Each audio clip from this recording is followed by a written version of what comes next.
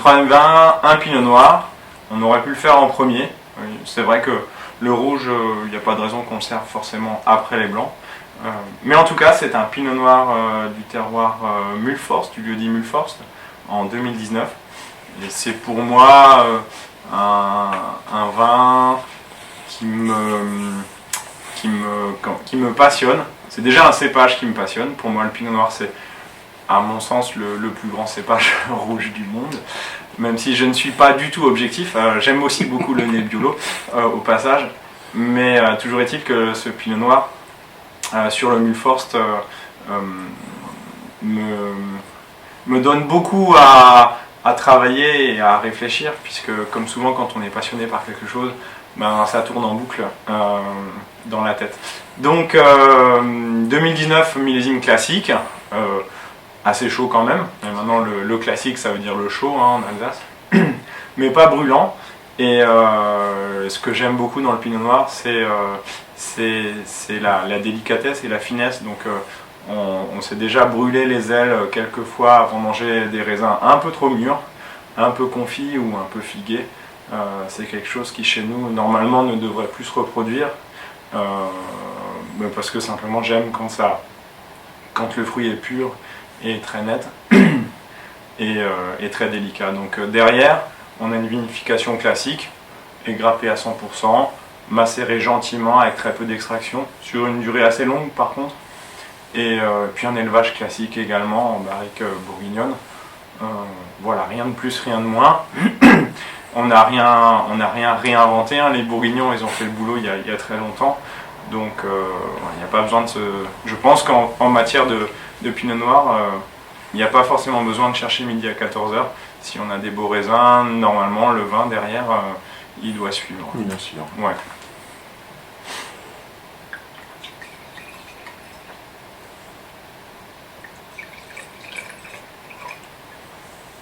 Donc une couleur qui n'est pas spécialement intense. Hein. Je suis pas pour moi la couleur c'est une qualité qui est accessoire, qui est secondaire, puisque la couleur n'a pas d'odeur et n'a pas de goût non plus. Voilà. Et c'est peut-être même parfois quelque chose qui me fait peur. Un pinot noir qui va être trop foncé, ça va presque avoir l'effet inverse. Pour moi personnellement, hein, c'est très subjectif cette histoire.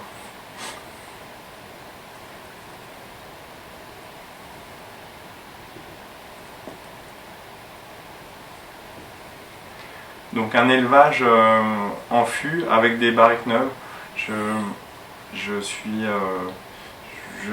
On a essayé beaucoup de choses, hein, mais je crois que le pinot noir et le bois sont faits pour s'entendre.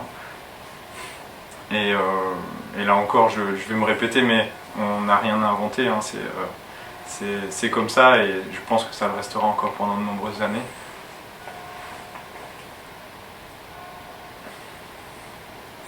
Comme tu disais, on n'a rien inventé, les Bourguignons ont déjà fait avant nous, finalement, on l'adapte finalement à l'Alsace.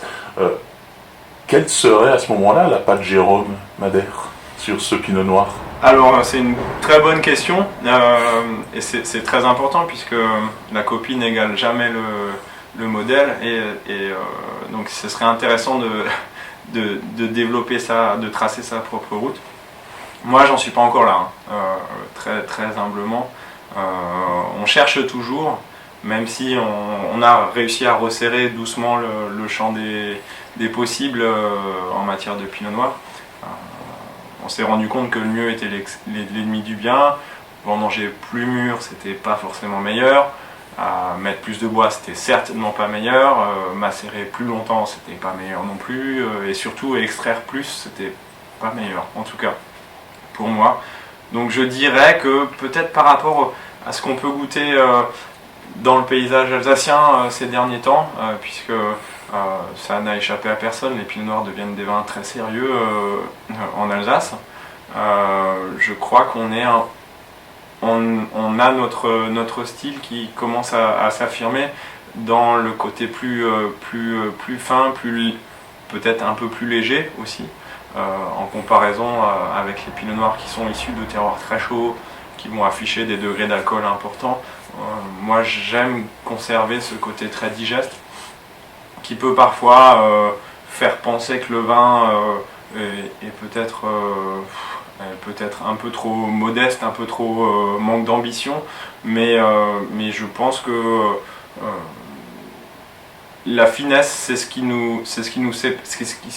qui sépare les vins d'Alsace des vins rouges du sud de la France.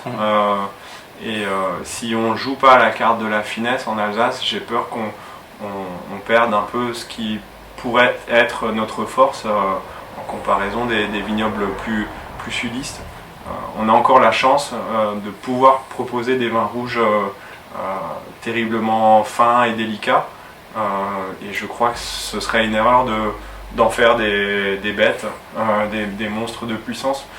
Donc je cherche toujours à ajuster ce curseur vers cette zone un peu où on arrive à avoir le meilleur des deux mondes entre la puissance et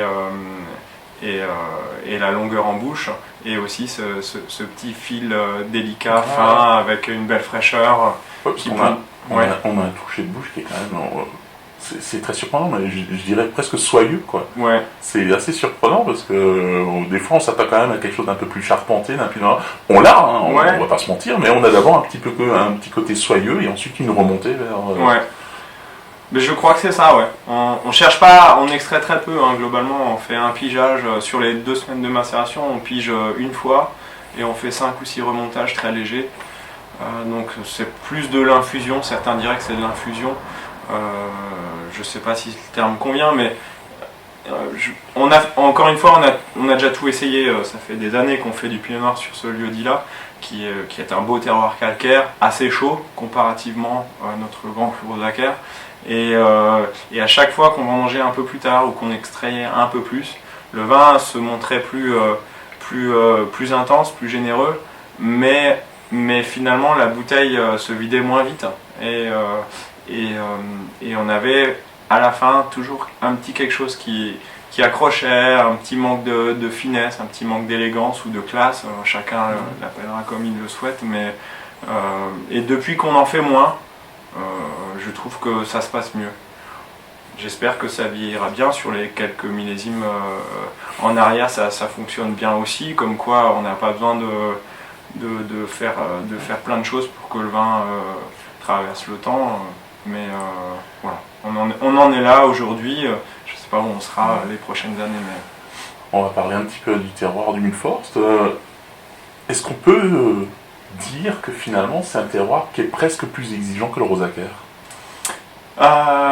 C'est une drôle de question. Ouais, je pense que ça l'est, mais de façon raisonnable, hein, parce que c'est aussi un terroir comme le Rosacer qui a une génétique assez facile. On a des sols profonds, sur des marnes profondes, avec un ensoleillement généreux. On est plein sud, mais pas sur une pente abrupte, hein, c'est une jolie colline. Mais on est plus ensoleillé et plus chaud que le Rosacer. On est un peu plus éloigné du massif. Par contre, parfois cet excès ce côté plus solaire